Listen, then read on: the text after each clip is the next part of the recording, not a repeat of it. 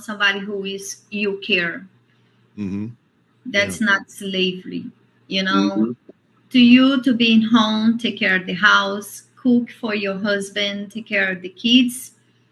Yeah. That's not slavery. You're doing because you love, because you take care of somebody. So it's completely different. Yeah. Yes. I agree. King, what else you want to get in there, man? Talk to me, brother. Definitely. I mean, it's definitely not slavery because that's Mm. disrespectful to our ancestors. Yeah. Saying voluntarily serving a man that you love is slavery. What? They roll in their graves. And listen, one thing about y'all women cooking, you're dancing, you're feminine, you're singing, you're sexy. Listen, Mm-hmm. listen. Sometimes I don't even want to eat. I'm like, listen, we can eat afterwards. We need to go somewhere else real quick. Okay. Right. So it's nice. Even women are turned on by men cooking. So Yeah. the thing is, it's just they put men the image of men in America is so low that doing something for a man makes you look inadequate, makes you look weak. And Yeah. so that And that's really sad to see and unfortunate because things haven't really changed on a man's end. Anything that a man does for a woman, it's not seen as being weak. It's seen um as he should, like they like to say. What's going on YouTube? Is your boy Ron back with another video. New to the platform, welcome to the tribe. By the end of this video, I hope you subscribe. I wanted to chime in on this, because as you know, Hanada Lopez is my new YouTube crush. Nah, but in all seriousness, the reason why I wanted to go over this is because I'm trying to understand, when do we get to a place where doing these things for your man, your significant other, is seen as slavery? I just want y'all to think about that for a second. They're comparing cooking and cleaning for your significant other and your family as slavery. We're really comparing those things to slavery. If that's the case, you can argue that a man that can afford to keep a woman at home is slavery, especially if he's married, because he has the threat of divorce looming over his head. And with him working all the time to make sure to keep you home, he's probably not going to have a whole lot of time to spend with you and the kids. So if y'all really want to try to equate being a homemaker or being an at-home wife to slavery, nah, I'm like, think about what the man has to do in order to put you in a position to do that. That can be considered slavery. But men don't see it that way because we're voluntarily, as he said, doing that because we love our wives or we love our girlfriends or whatever the case may be. I just find it funny how anything that a man does traditionally is still seen as what a man should do. But now that the things that men want women to do that's traditional is seen as slavery. Let's keep it moving.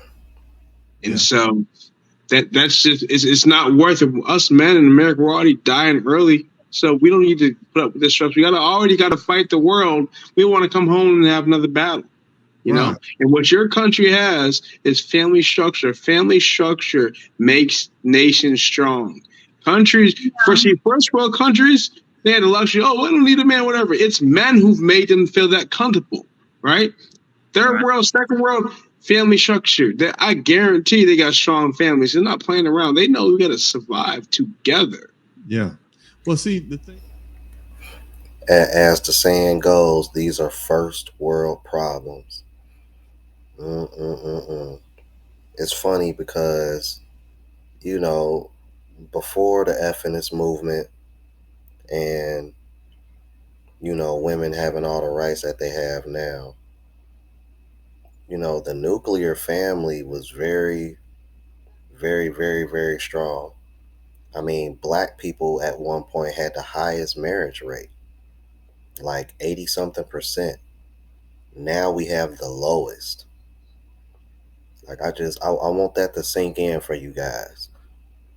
Before the F movement, black people had a marriage rate of like 80, 85%. Think about that. That's like 8 out of every 10. Now it's 1 out of every 4, and soon to be 1 out of every 5, 1 out of every 6.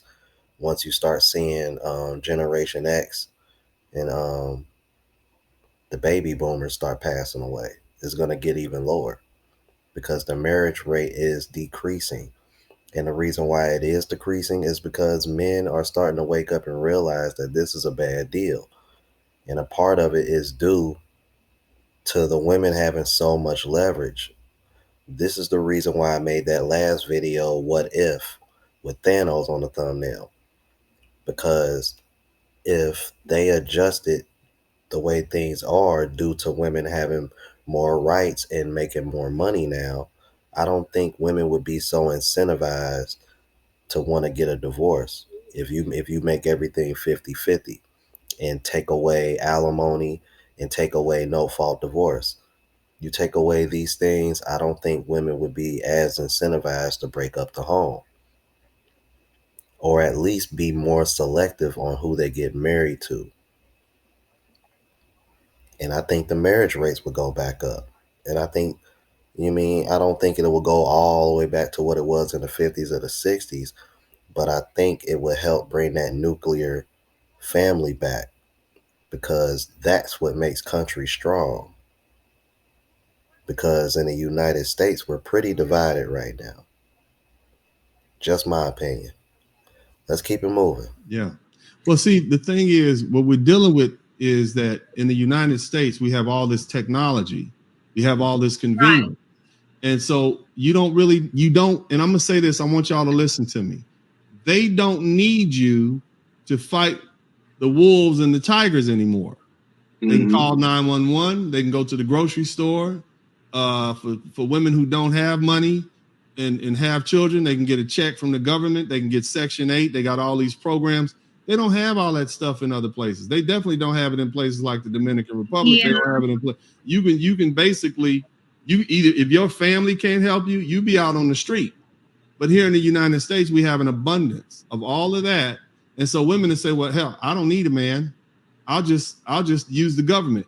White women said, hell, I'll just use a divorce court, take his money, walk away with my cash and prizes, and he'll still have to pay me a monthly stipend in the form of alimony and child support. So they win anyway. This is what the government did, one thing to black men back in the 1950s and 60s, and it did the same thing to white men in the 1990s with no fault divorce. So now here we are 30 years later, and all men are saying, this is a bad deal. I'm not dealing with this. I'm not going to work my whole life, and then for some woman to file a divorce and run off with my house and my car and my kids and then just be left paying the bill. They'd rather go to a place where the laws are more fair. And that's why they're not getting married. And then on top of that, you got a bunch of women who say, I don't want to get married. And what do you do with that? How can you marry a woman that doesn't want to marry you? And once again, the Blizzard King reiterates everything that I just mentioned before. We have all these things in place and all these safety nets for women. This is one of the reasons why I think, one of the real reasons why I'm thinking they're getting upset. And there's a very, very small amount of women that have admitted to this, and those are the ones that have actually been in support.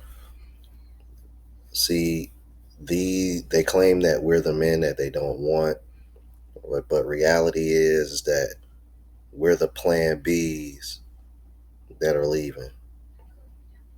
That's what it really comes down to, you guys. You got to understand, you're seen as the backup once they're done dealing with the men that they know aren't good for them, and they want to try to reform them in their image, because deep down, those are the men that they really want, even though they know these men aren't good for them. See, I'm like, this is why when Global Passport Crew had that clip saying that there's nothing wrong with you, I felt where he was coming from. Because, guys, there isn't anything wrong with you. There isn't anything wrong with us. These women are getting upset because deep down they know these are good and solid dudes that are leaving and that are traveling and dating abroad. Because the one thing that they complain about is men not being economically attractive. Well, traveling overseas frequently is not cheap. So if you as a man can afford to do that, that means you're financially responsible.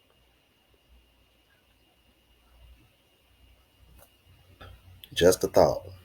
Y'all let me know what y'all thought about this, all right? New to the platform, please subscribe. OGs, I appreciate the love support. Make sure y'all hitting that bell notification. That way y'all know when I'm uploading. Hit the like button because it helps with the algorithm. It helps me reach a broader audience. Also, look out for the traveling vlog channel, Unplugged Traveler. Link is in the description and pinned in the comments. To the next video, y'all. Deuces.